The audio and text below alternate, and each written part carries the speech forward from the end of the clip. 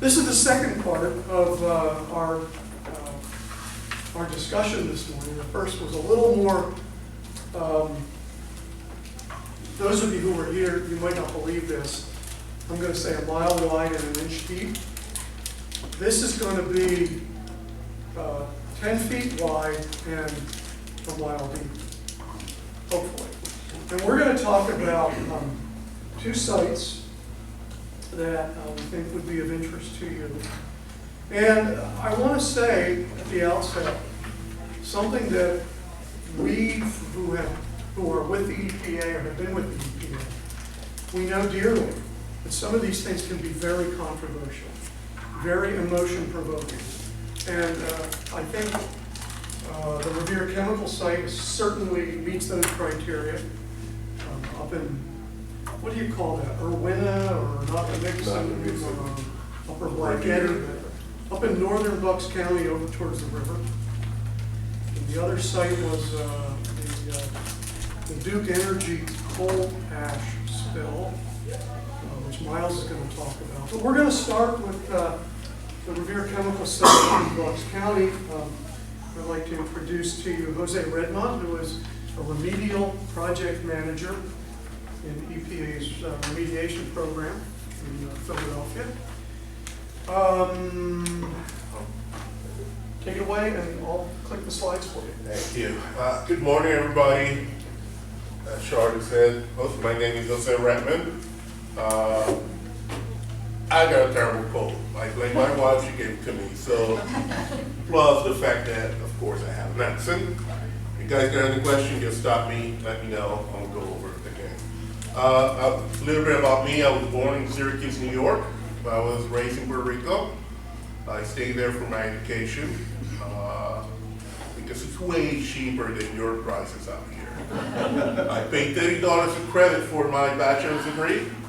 I paid $50 a credit for my master's. I got a master's in environmental health, and my bachelor's degree is a double major, biology and chemistry. I live in New Jersey, in Burlington County. I live in Willingboro. I'm married. I have two wonderful kids and a wonderful wife. So don't tell her I left her for the end. We're going to be talking today about the Revere Chemical Superfund site. It's Charlotte says, a controversial site. He developed from the 60s on, and we're still working with it. I think it's a success story for the region. I think it was a 600 site that was closed back in the late 90s. 1999. And it looks beautiful right now. It looks like a photo for a post. Besides that, I'm going to present the remedial process, a bird's eye view about the remedial process. Miles went and talk about the MCP and talk about the removal process. These guys are my heroes. I will do what they do. You know, I like sleeping in my bed. I don't like getting a phone call at 2 in the morning. You have to leave for Virginia. I will throw my phone out the window at that point. I can't do that. So I'm presenting history of the site, what we have done, what are we doing now, where are we going in the future. All right, Superfund process. Site discovery, evaluation, and so on.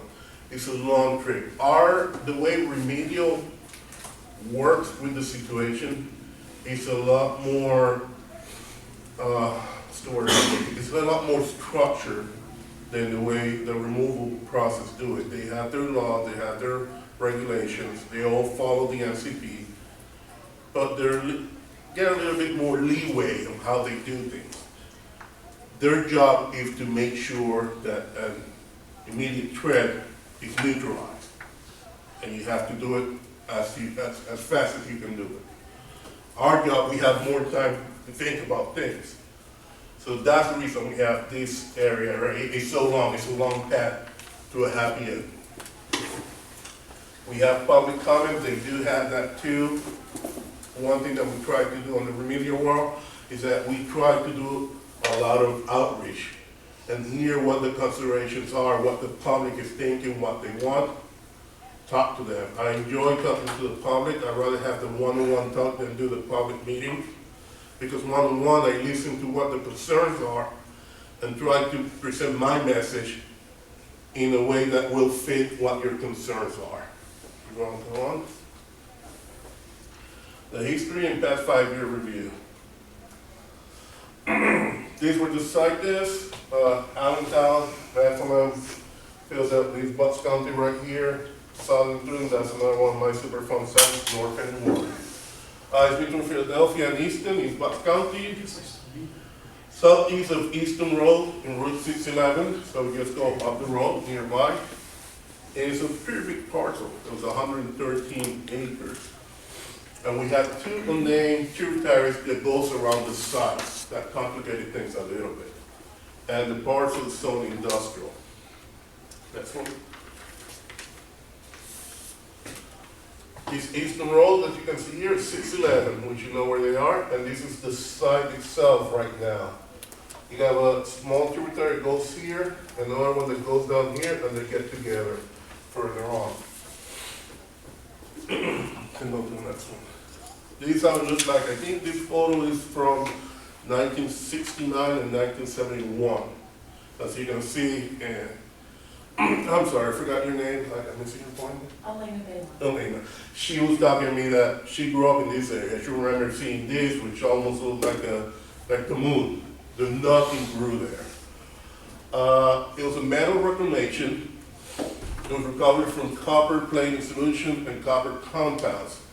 And also they recycled spent chromic acid. Basically, Mr. Roll, he's deceased at this moment. He died, I think it was last year. He got waste from different companies, and you can see them, they are considered RP, responsible parties. One thing in RECRA is that you're responsible for your waste from cradle to grave. So it's not, oh, I paid that company to take care of it, I'm off the hook. No, that doesn't mean you're responsible. You're supposed to get a responsible company to take care of it in a responsible way. You're supposed to get your certificate that it's been destroyed in a proper way. So Mr. DeRoll, he got 2 more Superfund sites, one in Pennsylvania and one in New Jersey. It was a great guy. I'm sorry.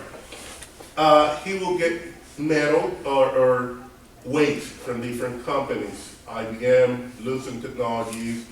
I got the list later on, you can see it. He will get their waste. He was a chemist, a genius chemist. And there's other things that he did that I'm not gonna get into, but very interesting guy. He will get the waste from different companies, extract any metal that he could get from all those computer parts, from the waste, from the acid waste. When you look at the circuit, at least before, I don't know how much they do it now, they used to work with a lot of gold because of how it would transmit electricity and information. And there would be pieces of gold, silver, copper, and he would extract all that from the waste, and then who got that, who has a value to it, plus he charged the company for getting rid of the waste. He operated under different names, all these names right here. And the parcel that you saw that was marked as site, that's the 23 acres of the parcel. So the total area that he had was 113, well, he operated on 23 acres of it. Excuse me? Yes. What about, is that the same as Cabot Chemical? No, I don't think so. That's a different site. I think so. Then Revere has 2 sites. I know about Revere, the one that I have, I'm not about anything else. Cabot is not. No, go ahead. Cabot is on Beaver Run Road, and that has not been declared as a Superfund site. Maybe it's not listed as a Superfund site, maybe the state is taking the lead on that right. Okay, that's a hazmat site that's just sitting there. Okay, I got it. Yeah, there's a distinction.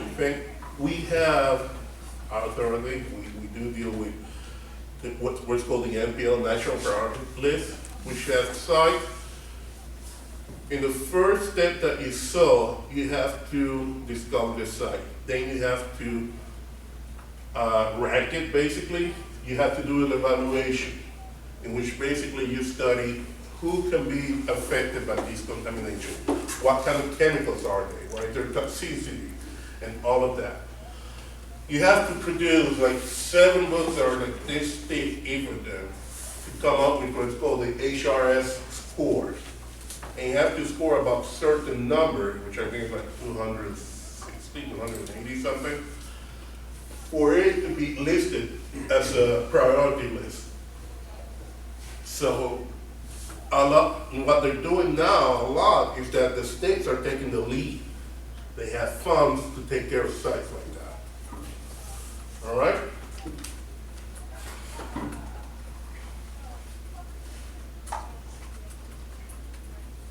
Let's go to the next one. No. This is an actual ad from the Echo company, Mr. Durrell.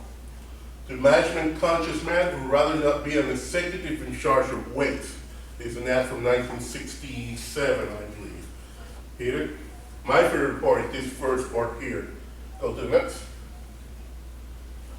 Here it is. Disposal of chemical waste was never easy, particularly in effluents containing metal. Now the problem of corporate neighborliness has been worsened by increasing public clamor for clean streams, live fish, and flourishing plant life. Those darn hippies are asking for live fishes in the river. How dare they? Can you imagine asking for those things? We found it funny now, but that was the actual ad that the demand used for that. The first part, site discovery. We did the site evaluation and the MPL leasing. So to the next one. And when did that happen? The discovery. Yeah, this phase.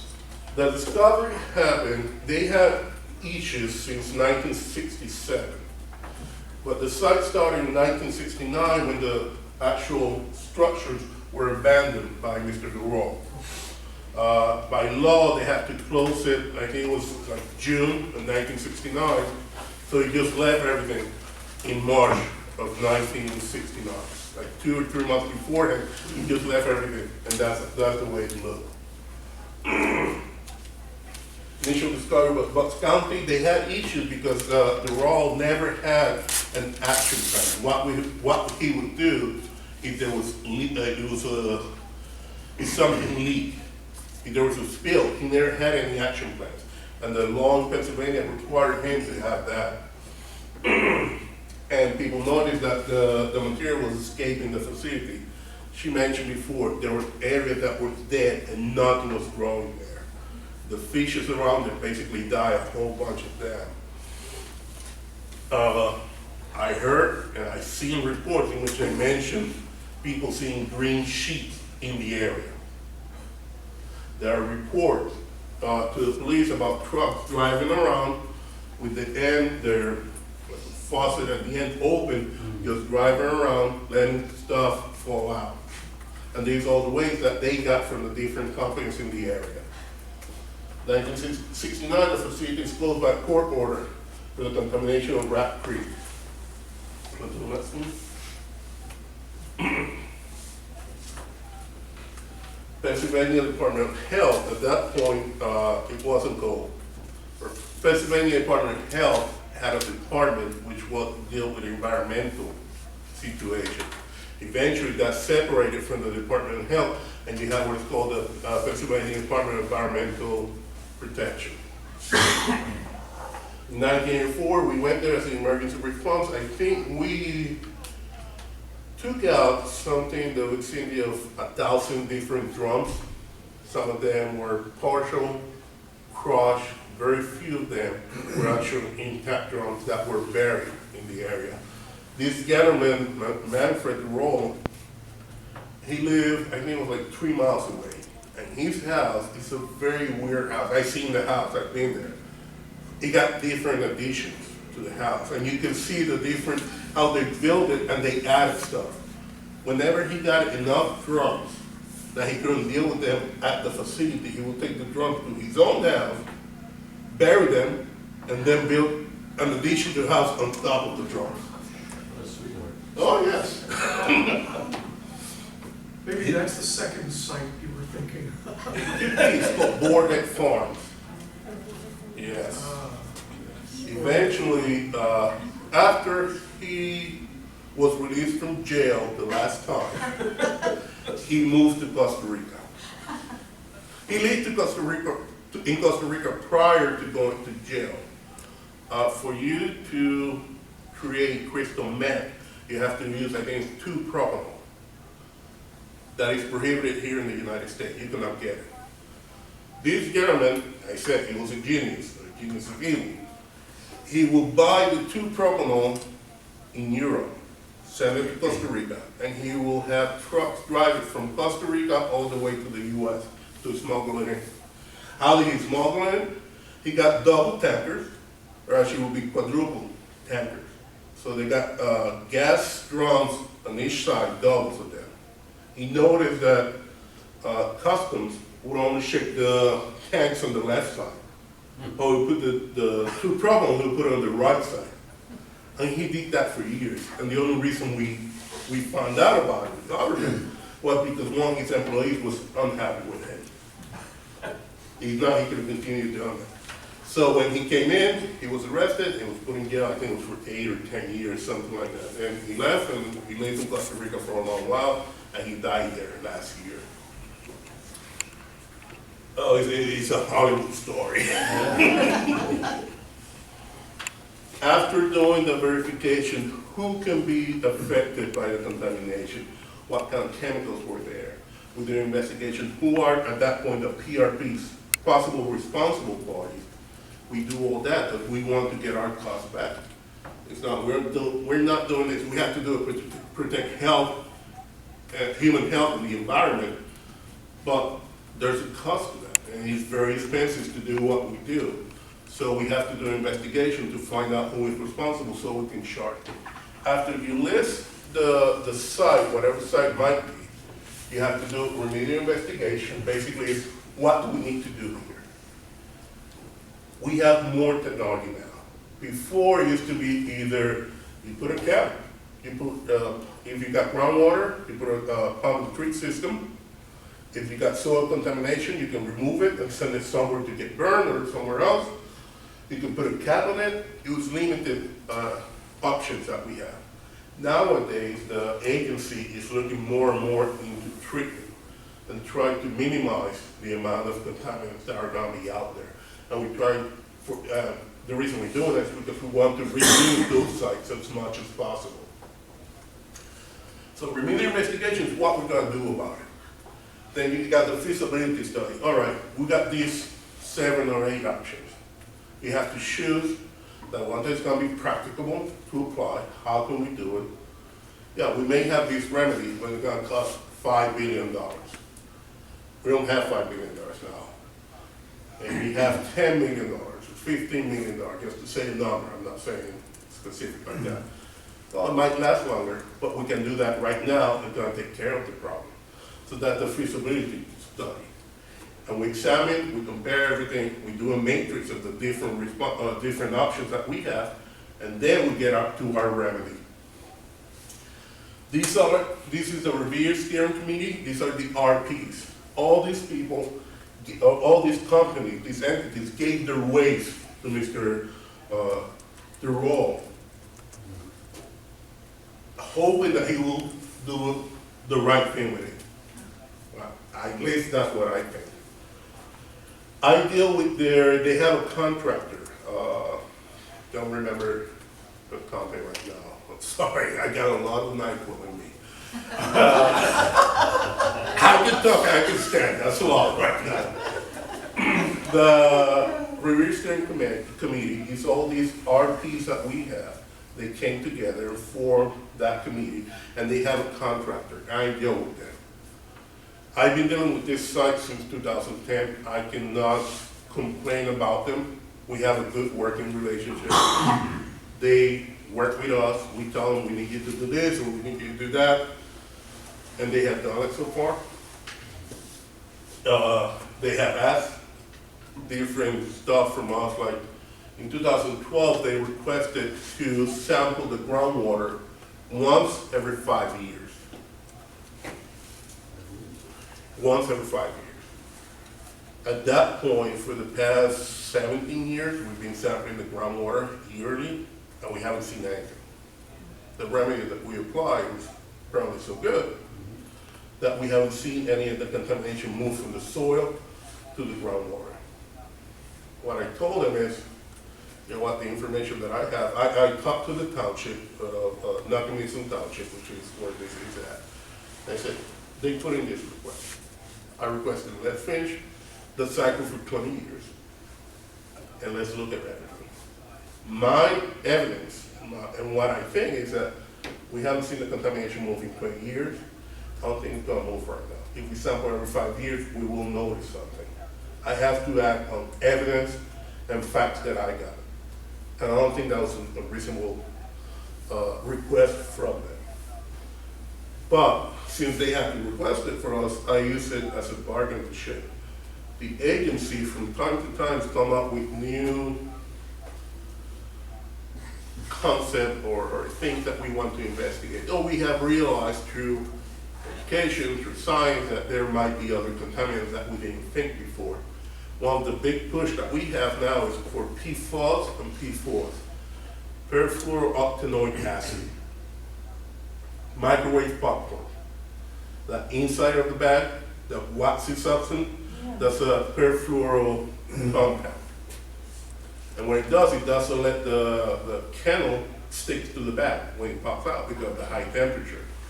Well, the same thing is used or was used, especially by the armed forces, where they have either naval bases or Air Force bases. They use that to suppress the fire. Basically what it does is create a level or a layer of foam on top of the fire, has no oxygen, it dies down. And you're saying that's perfluoro is the name? The perfluoro is PFOS or PFOAS. I remember the second one, perfluorooctanoic acid. We find out, especially in armed forces bases, that is a problem, that we are finding that in the water, in the groundwater, and it's not going anywhere, because that's the way it was designed, not to correct the part. It's also found where you have chromic acid contamination or where you have to deal with chromic acid. And we have that in review. I said, I want you to do something. I will approve your request to sample every 5 years. I have evidence that nothing has moved in those 20 years. I don't think anything will move. And you're still sampling. But you have to do one round for PFOS and PFOS just to make sure that's not an issue. If that is an issue, then we have to revisit this. Also, I requested from them, I requested the PFOS sampling, and I put some stipulation that you can do this, but if any of the condition of the site changes, any information come to light that anything changed or anything happened, we have to revisit this, and they accepted it. So I had a good relationship with the RPs so far. The RPs, RC, they conducted the RIFS. These are the options. Or this is how we think we should treat the contamination here. And they have to present a report to us, we have to look at it, we have to approve it. After the report, they did the FS, the feasibility study, what we can actually do, which is our best option. And based on that, then we get what's called the ROD, the record of decision. The agency is the one who produces the record of decision, which is basically, this is the remedy that we're going to choose here. We had 2 RODs for this site. ROD number 1 was for disposal of solid waste and debris. We took out above ground storage tank. We took out something like 700 partial drums from the site after the initial 800 that I told you about. We have a whole bunch of different stuff there. The second thing that we did is that we treated soil that we found above certain levels. Basically what we do is we take out the soil, heat it. When we heat it, the VOC, the volatile or organic compound, will come out from the soil. We collect those gases, treat it to a carbon filter, and then the soil should be cleaned to a certain standard. We took those soils and put it back on site. But we centralized it under what was going to be later a cap. It's a geosynthetic cap. Basically, we cover it with plastic, different layers of plastic, and then we put 2 feet of soil on top of that cap. Those part for the rod number 1. Rod number 2 had to do with the ground, with the surface water and sediments on site. As I mentioned before, there were 2 tributaries to Rat Creek. We found contamination there, but it was very little. So through more studies that we did in this phase, we've said that we're not gonna do anything else, because with the technology we had at that point, there was nothing we could do with the contamination that was already there. But we will continue long-term monitoring. The contamination tended to get bigger and more concentrated, then we'll have to revisit and do something there. Charles, you got a question? Well, I wanted to ask the audience, does anybody need a definition of all of the acronyms that are here? I would like that. Okay, I can. Why don't you just run through them kind of quickly so people can write them down? Sure. RIFS is remedial investigation and feasibility study. All right. You need the definition too, or just the name? Okay. RSP, Review Steering Committee. AOC is Administrative Order of Consent. Basically, we gave them an order, and that's how they want it. They want us to tell them, this is what I want you to do. And they accepted it, and that's how they want to deal with it. ROD is Record of Decision. VOC, Volatile Organic Compounds. How about OU? OU is Operable Unit. Operable unit. Yes. Basically what we do is we take an area where we have a problem and we subdivide that into, usually it's media. It might be also by space in time or location. More important is going to be media. OU1 make reference to the soil contamination. OU2 in this case was talking about surface water and sediment. IC is institutional control. Institutional control is measures that we have to try to prevent people from getting exposed to contamination. It can be a law, it can be a simple sign that you put here, do not fish. Or it's different measures, different from engineering controls. Engineering controls tend to be the physical aspect to keep you away from it. A fence, you build a parking lot on top of contaminated soil. That to me is an engineering control, it's not an IC. ESD is explanation of significant difference. And that comes, when we do the ROD is a legal document. It's almost like a law. You have to follow that. Sometimes, after we do the ROD, we realize either we don't need that part of the ROD, we don't need that part of the remedy, or we have a better way of doing it, or really doesn't apply. What we did, or maybe what removal did before, made it, for us, made it an easier job. Maybe they removed soil that was contaminated since it's no longer there, even though it was in the remedy. We don't need to do that part anymore. In 1997, we did an ESD. The area required to be capped was determined by concentration in leach shape above the MCL. Maximum contaminant. What's that? Maximum contaminant level. It's basically how much stuff could be in the water that we drink. When the ROD was written, we put the controls there to be that you have to remediate up to MCLs, to maximum contaminant levels. With the concentration that we have there, you can leave it above the MCL and people are not going to be exposed. So we changed that on the ESD. We changed that slaughter wall was no longer needed thanks to the cap that we put there. It was so effective, we don't need a slaughter wall.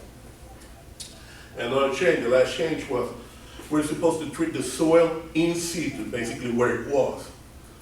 we decided that if we're gonna move it anyway, let's just take it out, treat it outside, it's gonna make it faster and easier for us to treat it outside and then put it where we need to put it. That's one. It's complicated. And expensive. Yes. What happens after the rocks?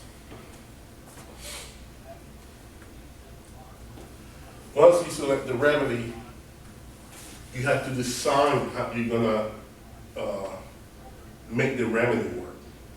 What kind of machine do you need? You're gonna do a pump and treat. How much are you gonna pump per minute? For how long?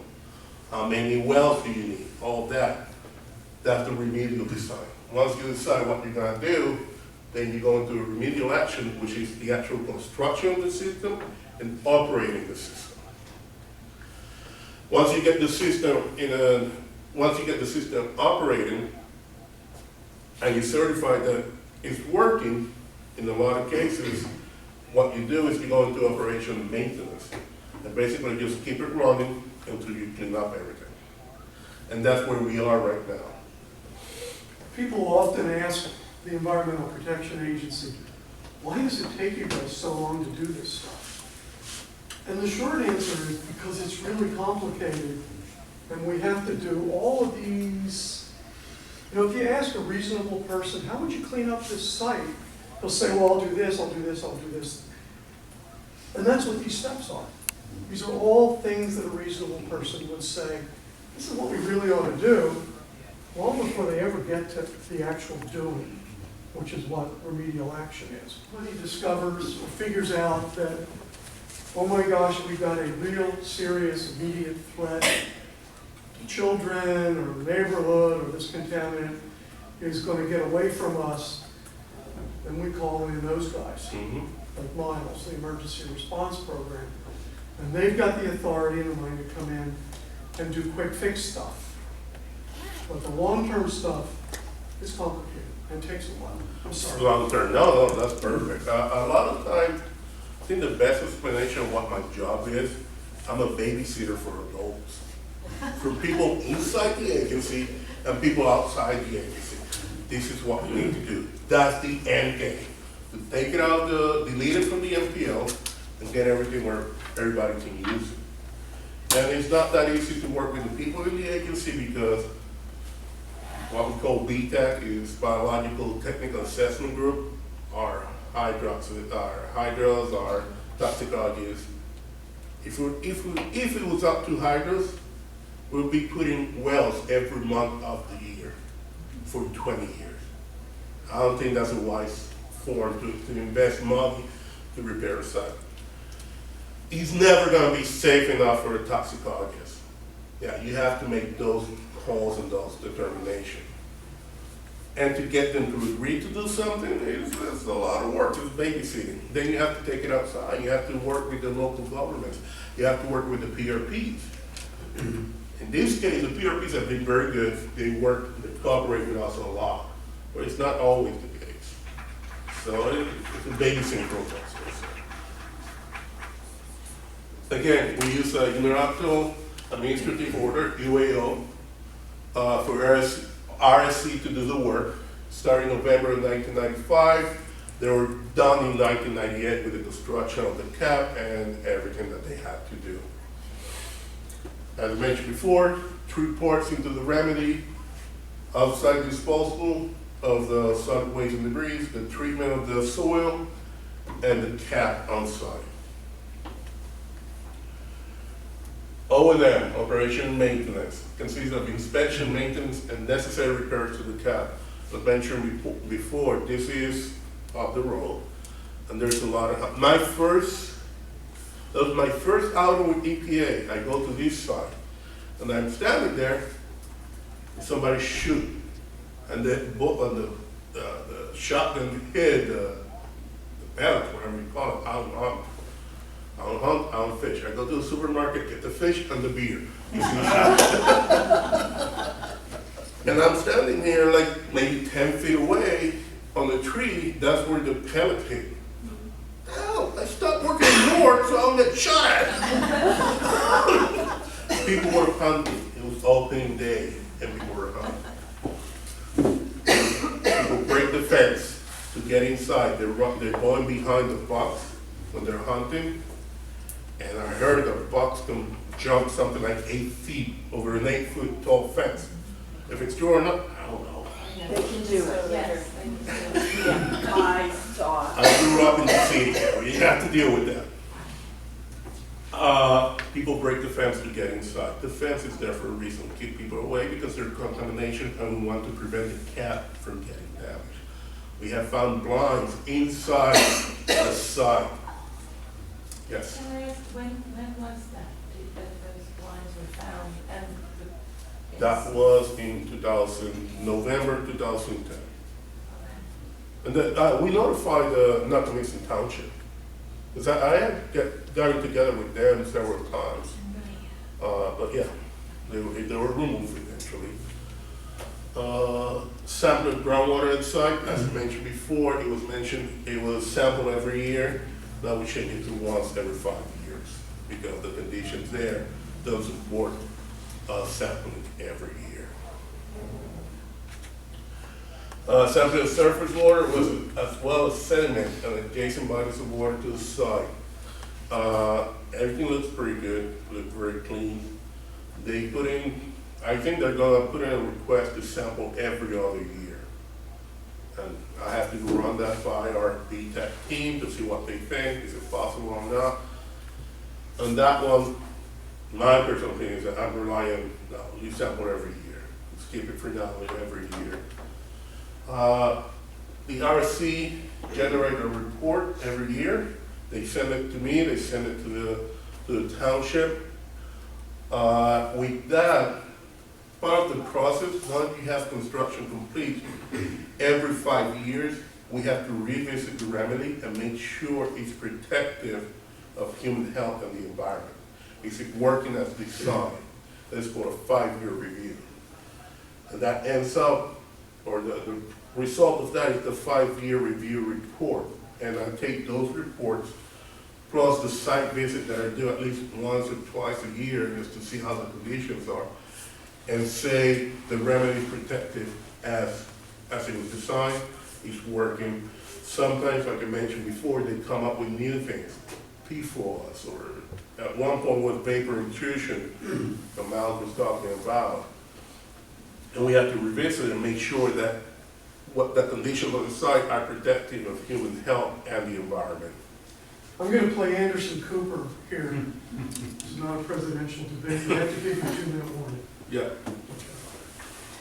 We're almost to be there. So that's what, yes. 2011 was the last 5-year review. The remedy was functionally designed. Remedy was protective of human health and the environment. Institutional controls. We have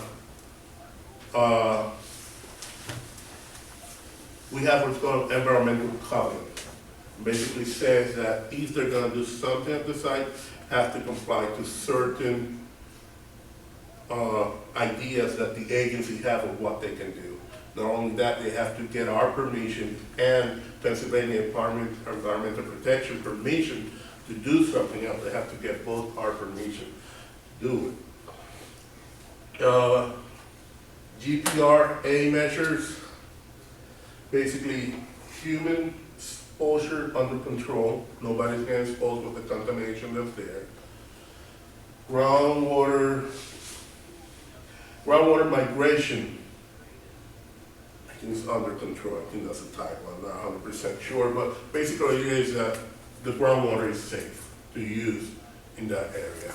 And it is site-wide ready for anticipated use. So if they found something to use the site for, they can use it as long as they get our permission.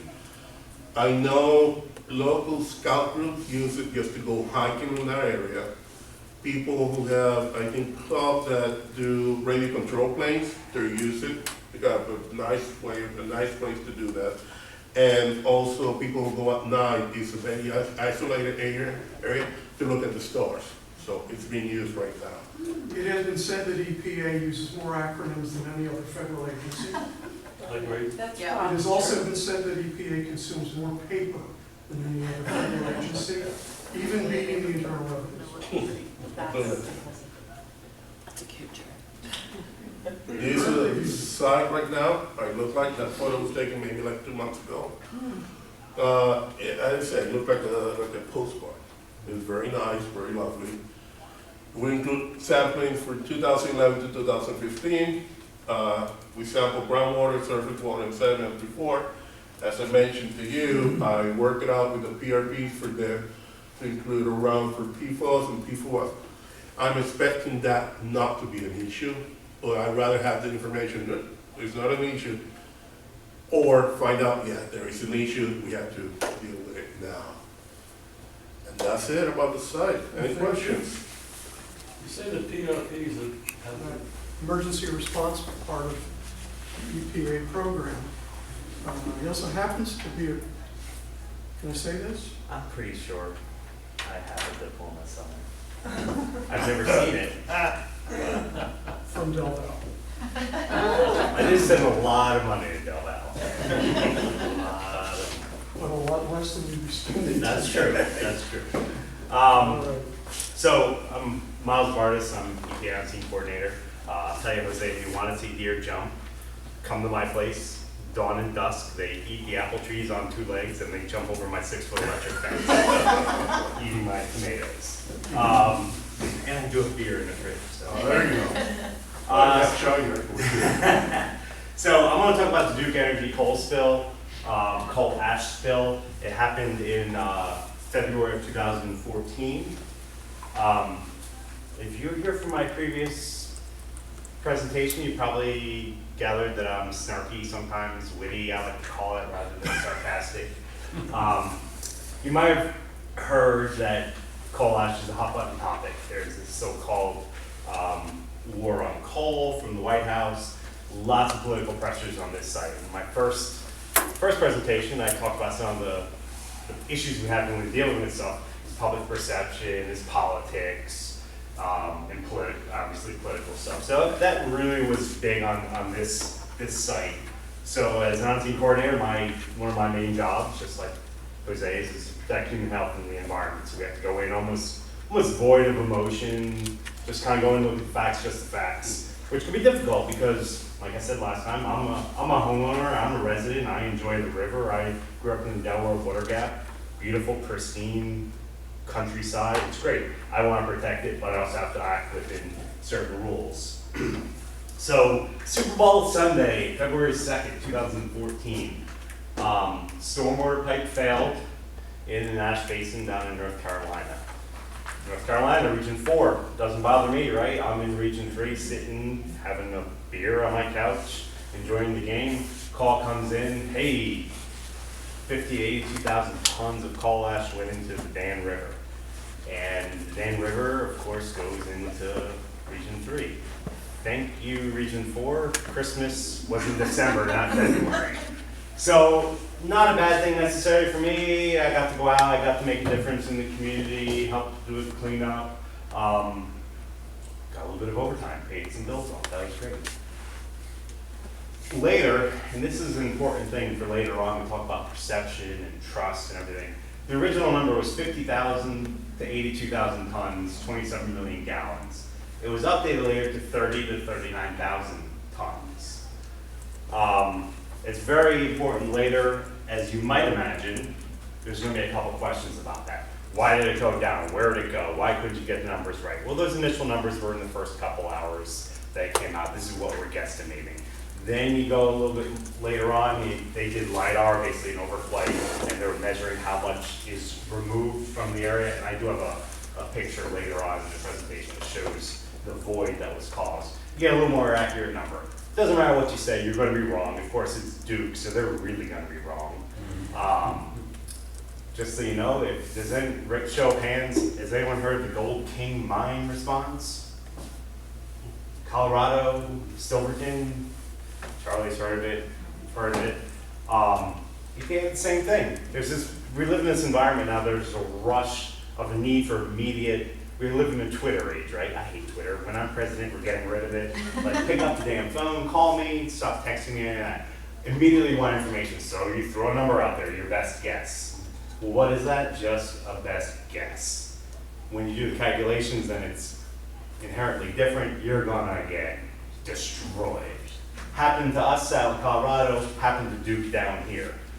This is a little kind of an area to contaminate the basin. Roughly 27 acres or so of size. I forget the exact depth, but full of a lot of coal ash. You can see these are full-on buildings, coal piles. If you look over here, those are cars. So that is a big-ass pond. The yellow line represents where this culvert went through. I don't know what genius built this and put a culvert underneath the coal ash pond. I can tell you it was 60, 70, 80 years ago. I can also tell you, much like I live in an 1860 stone farmhouse, there ain't no records of when stuff was built. I went to the Township Owned Historical Society, not an excuse, but gives you a little, I talked about last time, perspective. And I understand how maybe they don't have a record of what this thing was built out of. Should they have gone after it? Absolutely.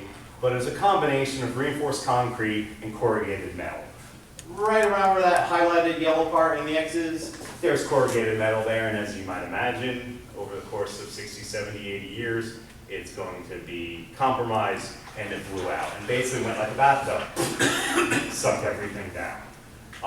And mind you, as I go through this, jump in with any questions, no problem. Please do not misconstrue any of my comments or assessments or analogies to supporting Duke by any stretch of the imagination. Not going to, determine whether they're right or wrong in what happened, whether they're negligent or not. People from Carolina probably definitely know about the governor relationship and all that. To me, that's all background noise. What happened, happened, so how are we going to deal with it? And that's what we did when we got there. I can't change the past, all I can do is move forward. It's a good motto in life, actually. So this is a pretty incredible picture. You look at it like, that doesn't look that big, and then you look at the little people over there and how much of that went out. And again, this is where the pipe was. Now all this, there's some science goes behind coal ash in the ponds, and they try to keep the water on, keep it suppressed, but it's also very unstable the wetter it gets. Based on moisture content, it can collapse. You do cylinder tests for stability. If you recall, I don't know how many people have heard of TVA Kingston, largest coal ash spill in the history of the country. Real quick, go back to a perspective. We talked about the numbers 40,000, roughly. Let's use the number 40,000 tons went in here. 5 million tons went in Kingston. So this is the third largest, which sounds really bad. A lot of this is the third largest one. This compared to Kingston is nothing. It's like a blip on the radar. You wouldn't get that from here in third largest. You'd think it's like, 1, 2, and 3. Like the batting guy hit 40 home runs, the next guy hit 39. Way in the distance, still coal ash, still contains heavy metal, still contains hazardous substances. Just a couple other photos. That's a really big excavator sitting in the ground. They have pumps there pumping water out to try to dry it out, get in there, and actually expose the pipe, that 48-inch culvert pipe. Again, a couple other ones. They worked round the clock. They brought in this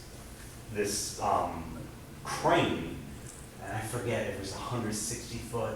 It was huge, it's the biggest crane I've ever seen. They had it there in like 24 hours. I don't even know. Good for them, they spent it. They should have been spending it. But the amount of money they must have spent to get this, I know when we've tried bringing a little crane in, EPA or government, we're inefficient as an agency, government in general. It would have taken us months to get the permits and to get this through. We never would have had it on site that quick. So again, just a couple other photos here. This is actually the end of the pipe, if you look right down in here. If anyone wants me to slow down at certain points, please do. I know we're on limited time and I do want to get through everything. So some of them I'll blast through. Here's a photo from early on, and it actually looks worse than it is. It's not all just free coal ash flowing, but there is coal ash in the river. You can see they did some mitigative techniques just to put some boom there and try to collect it on this little outfall. This is the pipe looking from above. Certainly there was some health and safety issues because it's on a hillside like this. And you have the river, you go 2 feet out into the river and you're 9 feet deep in the river, the way the topography is. So you can't just go out. And we had a lot of people say, why don't you go out right away and start cleaning it up? It's like, well, first of all, it's February. Second of all, this was, if you're here for my other one, we talked about the high water mark at the Enbridge, a 50-year flood. This wasn't a 50-year flood, but this was a heavy rainfall, 12 foot higher than normal, the river in this area. So you have a lot of other things to be able to think about when you're responding. Here's the pipe. Now, as you might imagine, with a 27-acre pond of coal ash, really deep, there's a lot of head pressure pushing out a 48-inch pipe.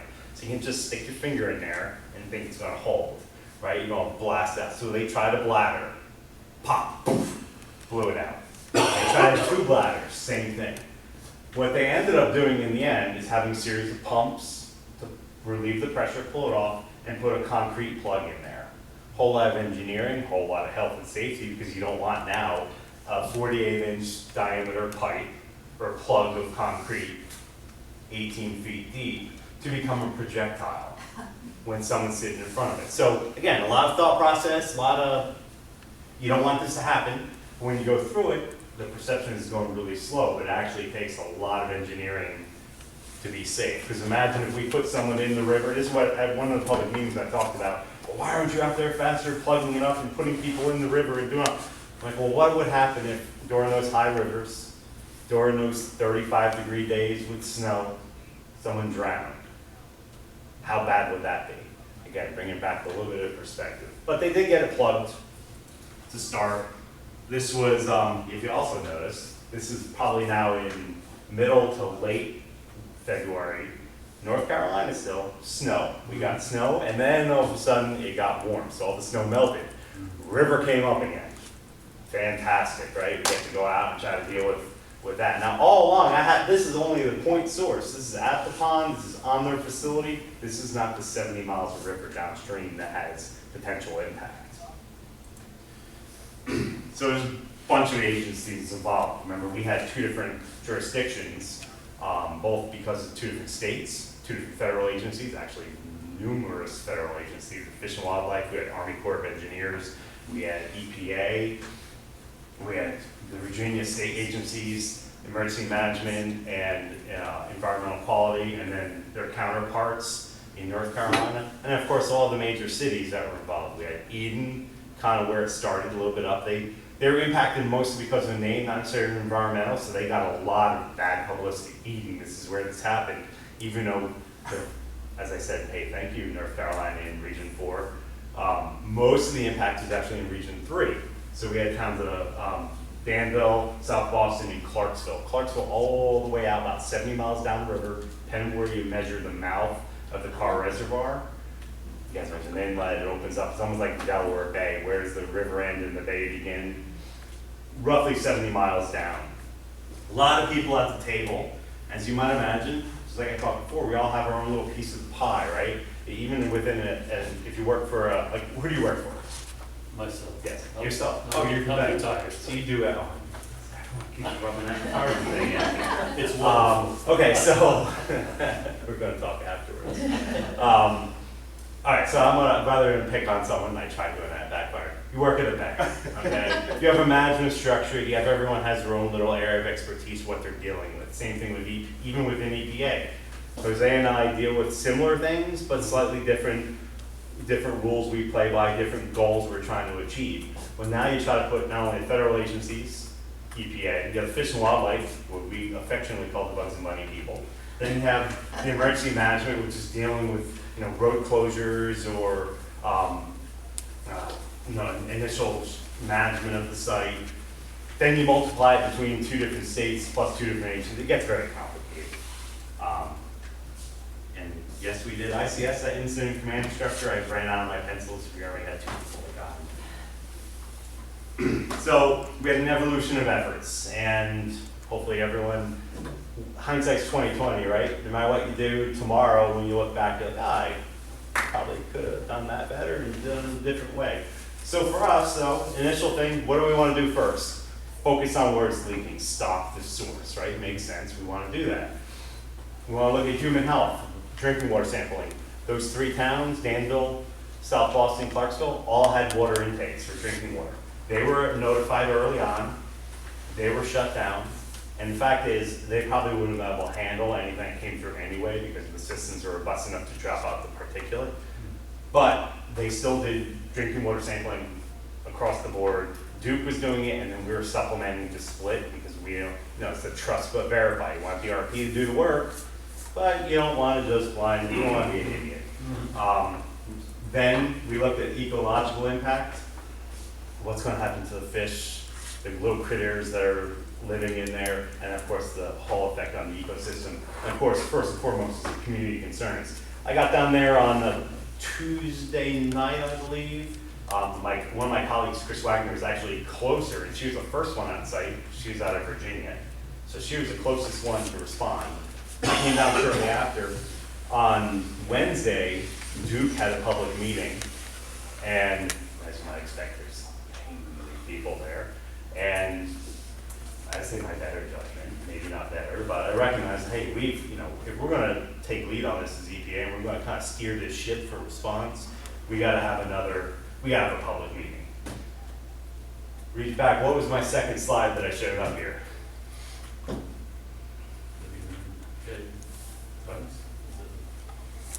Tonnage? No, maybe it was the third one. It was one with a White House on there. Oh, yeah. And a headquarters, right. So as you might imagine, whoa, you can't do that. Fortunately, we fought back, so we have to do a public meeting. How can we not give information out? How can we not answer questions? We were able to have a public meeting, or public meeting as we like to call it, and try to answer some questions. Now I want you, this is Kevin Eichinger, he's the Region 4 OSC who is there with me. Keep that, this is part of my interactive. I don't like being in your seat and just having people talk at me. I like some sort of interaction. Hopefully I can keep it entertaining for you. But remember that face. Community concerns is huge. There are multiple challenges in this, just like Jose was talking about. There's lots of things you have to deal with. There's a technical challenge, there's a geographical. Eric talked 2 states, 2 different governments, localities, state, different interests in localities. Danville's right there, they have the dam, they have a lot of recreation that goes to the dam, they have the water intake right at the dam, which is where a lot of this stuff initially dropped out. You had South Boston, a little bit of perception, and you have Carr Reservoir, Clarksville, also have a public water supply there, but huge recreation on the reservoir. In fact, shortly after, people from up the road in Smith Mountain Lake, another recreational place, was using the coal ash spill against Carr Reservoir to attract tourism. By saying, well, we don't have coal ash in our lake. It didn't matter if there's coal ash or not, they're using it. So there's different perspectives, different interests, different concerns. Danville had a very real concern that there may be coal ash. And I'll talk about not necessarily the coal ash itself, it's what some of the constituents are in coal ash that could have been concerned in their water intake and drinking water supply. People in the reservoir were worrying about people doing recreational swimming and contact time and exposure that way and losing money. Literally losing money. And of course, public fear and uncertainty is a work in progress. It talks about the 5 years and you're reviewing, and to get more information, you may have to adjust and you bob and weave. I would say I'm a long-haired hippie ex-Marine. I adapt and overcome. That is a joke. No offense to anyone that served, I'm sorry. So the other interesting thing that's often failed to be mentioned about this river, the Dan River, is messed up from an industry. It has PCBs, it's got mercury, it's got a whole bunch of historical contamination in it. From industries that are along the rivers, and think about it, we build an industry around the rivers, that was in there. There was existing fish consumption advisories for the river, not eat more, I think it was 2 fish per month out of the river, mainly for mercury and PCBs, already existing before the coal ash spill. So what do we sample for? Ash, the metals themselves, what size, is ash a problem, or what's in the ash? I can tell you the answer is not ash itself, it's really the heavy metals that are contained in it. What numbers do we use? There's lots of different numbers. People heard MCLs, drinking water standards. Drinking water from the tap water from municipal supply. Do you think that an MCL standard might be different than what is in the river? Hopefully you're not drinking the river water. If you do, kudos to you. Different standard for a different purpose, but those are the numbers that were used. So we had to strategically determine what numbers we want to use, how we're going to use them, and what they actually mean, and then communicate to the public. Even though it's the same government, federal government, we have different numbers when you involve ATCR. Right. if OJ's will go over one problem at one moment, they got different numbers, so. And the numbers are all basically applied to what your area of focus is, which is hard, everyone wants a rubber stamp. I would hope there is a one-size-fit-all, but there's not always. And then, of course, where to sample and why. What are we going to get from that data? Certainly, obviously, the pipe, that's where it's coming out. We want to get something from there. But there's 70 miles of river. How are you going to figure out where you're going to sample?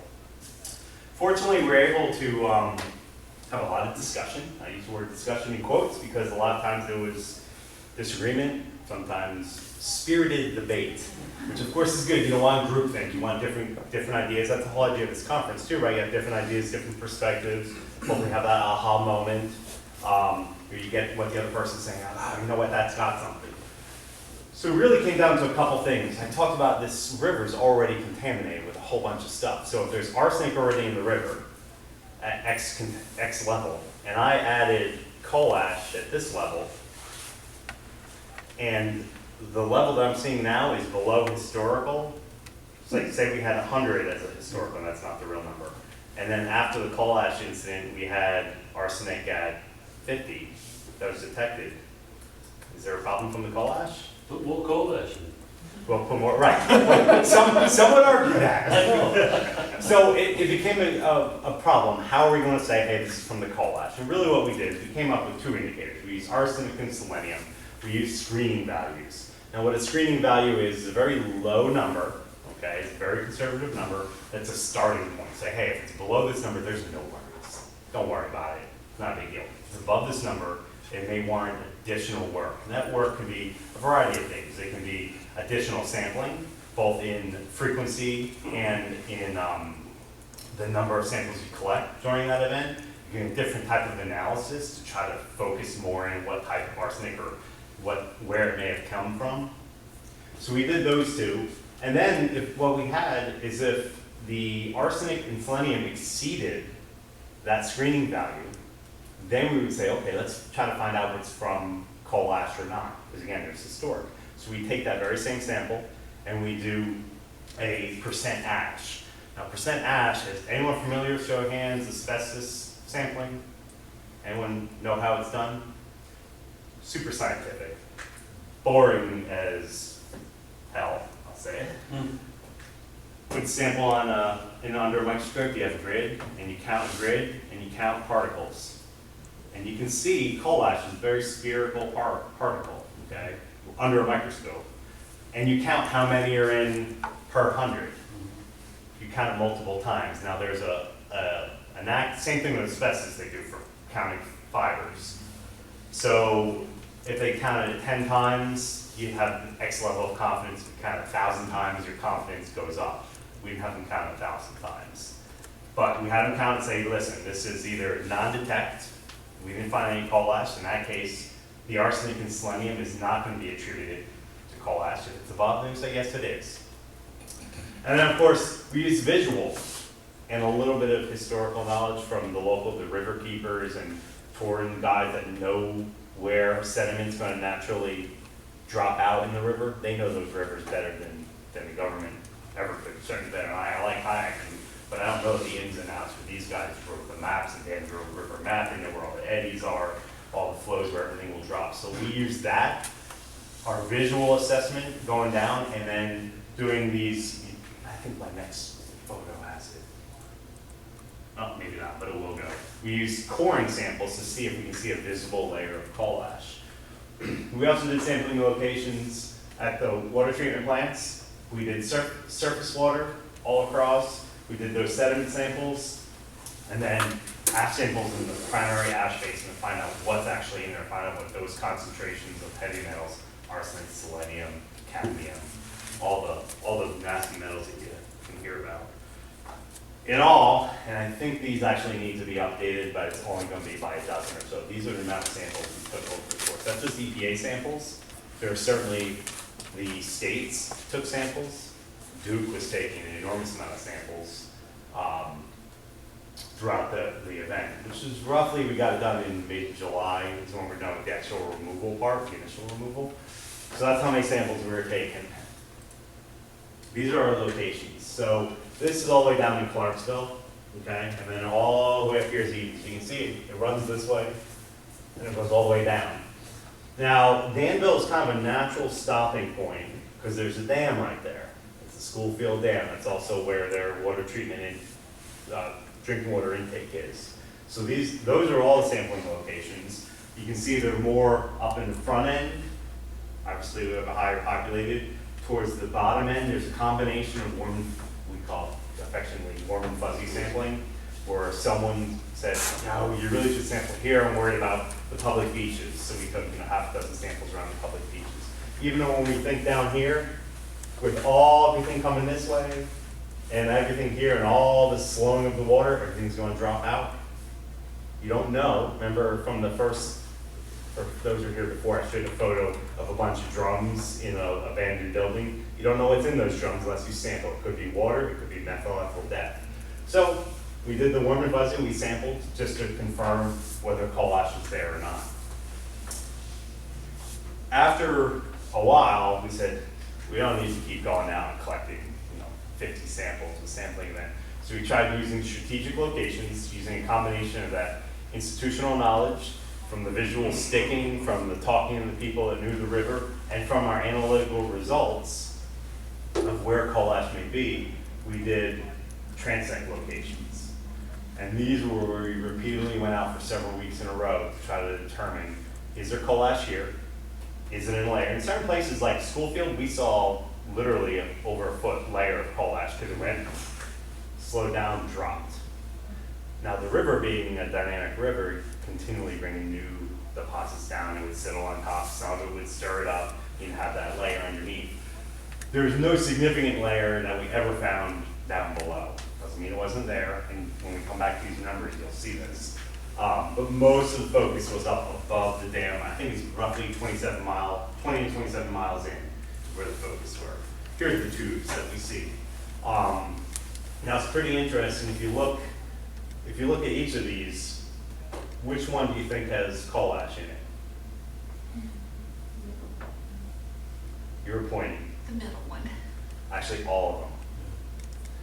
And the point here is, and this, I want everyone to use their everyone got their thinking caps on, their imagination, like a little playland, because I wasn't smart enough to go down to our warehouse and pick up my sample jar. It's a great visual tool. Talk about perception and seeing what's bad. Imagine, here's another one. We got these reports. Hold that creative thought for one moment. We got many reports from many people, concerned people, coal ash on the riverbanks. They see this gray, sandy looking stuff. Analytic results for this say this is zero coal ash. We didn't find any sort of arsenic levels or selenium levels.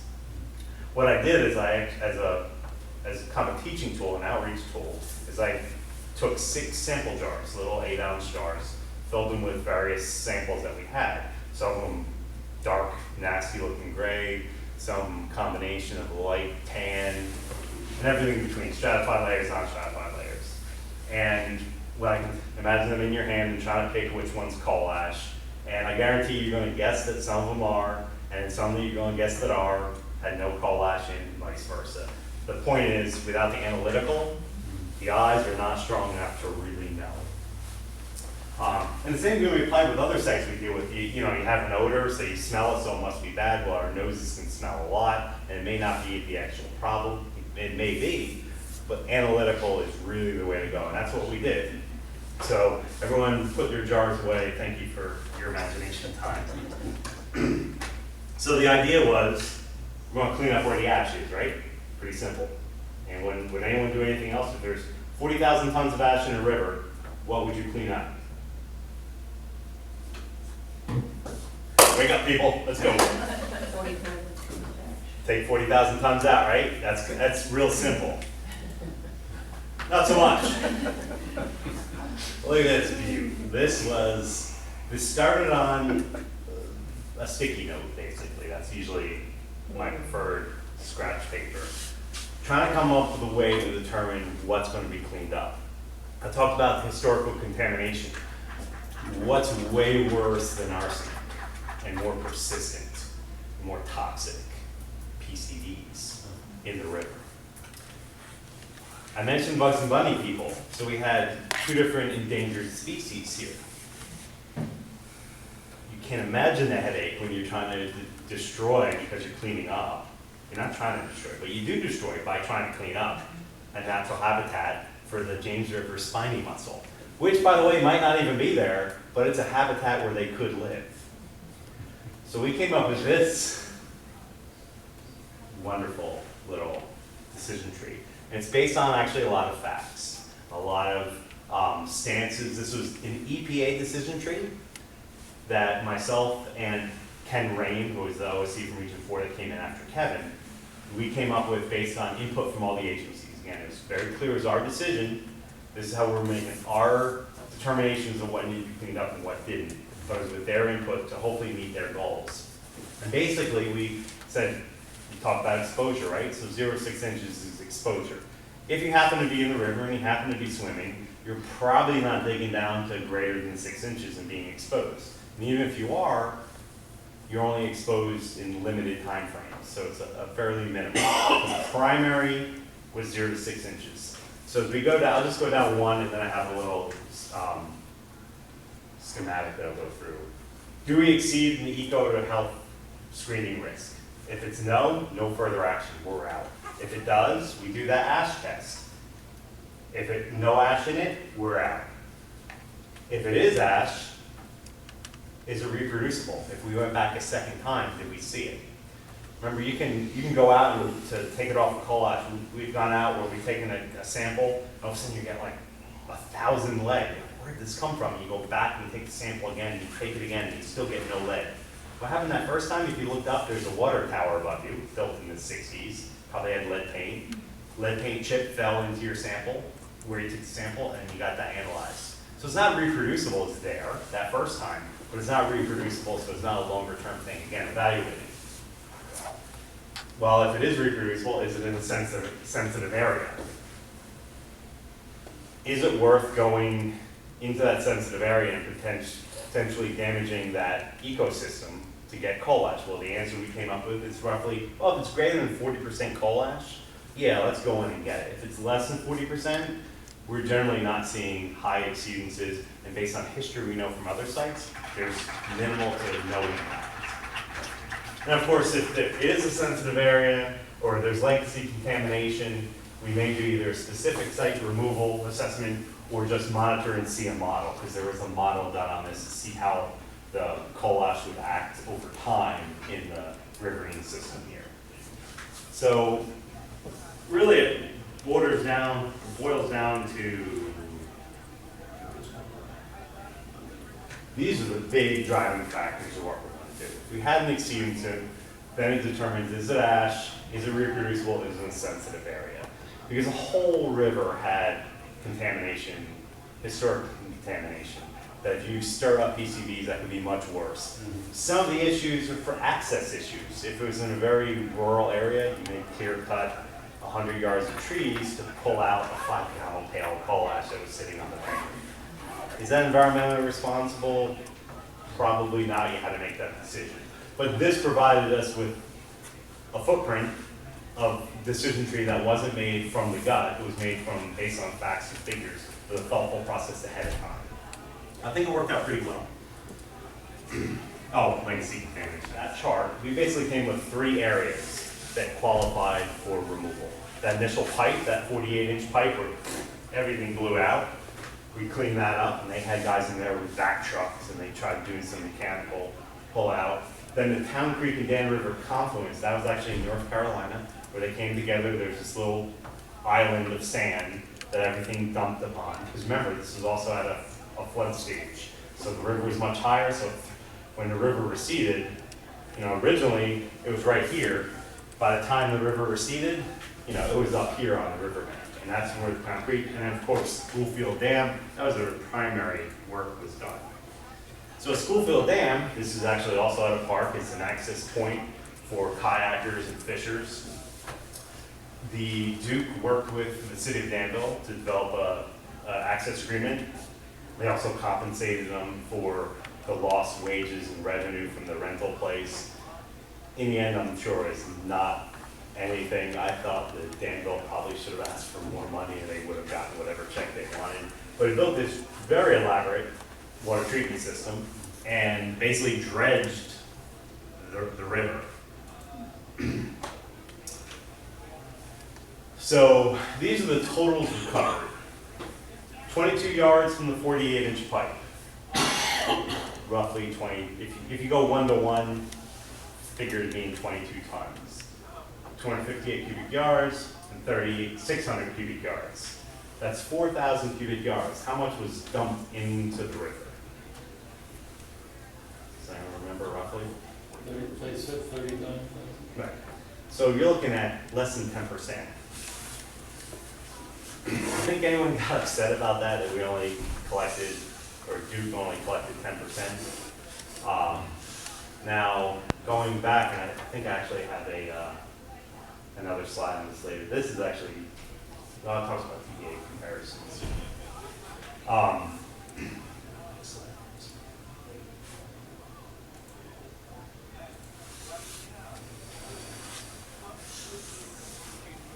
All right, so I'm going to come back to that 10% thing, and again, bring some perspective into it.